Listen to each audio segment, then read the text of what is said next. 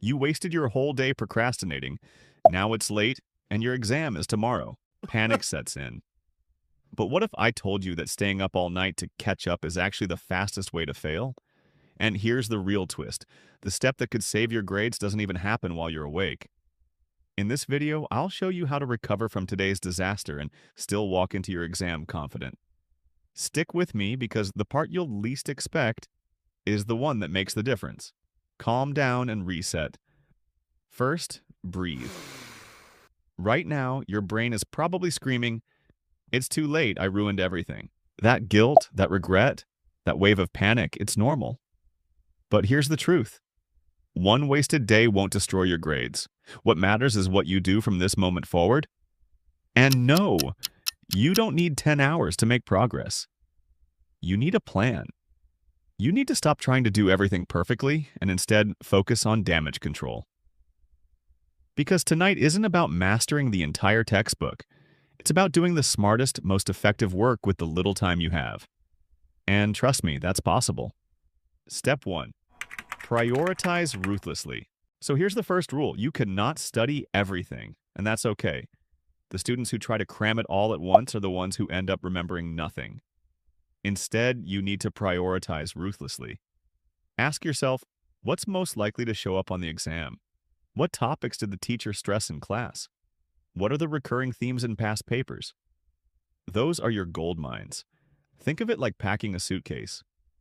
You can't take your entire closet, so you only grab the essentials, the things you know you'll actually need. Do the same with your study material.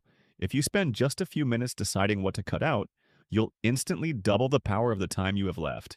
Because now you're not just studying, you're targeting. Step 2.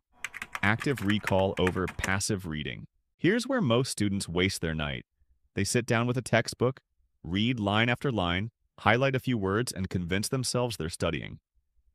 But let me ask you, how many times have you read a page, looked up, and realized you don't remember a single thing you just read? That's because reading is passive. Your brain is coasting, not learning. Instead, flip the switch to active recall.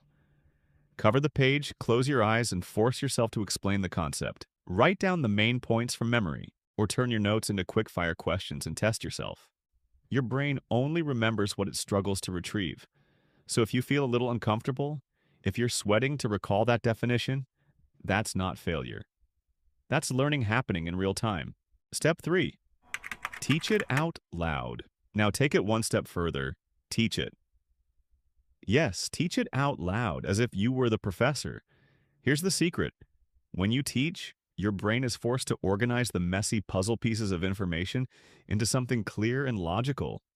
And that process is what locks it into memory. You don't need an audience. Your wall, your teddy bear, even your dog.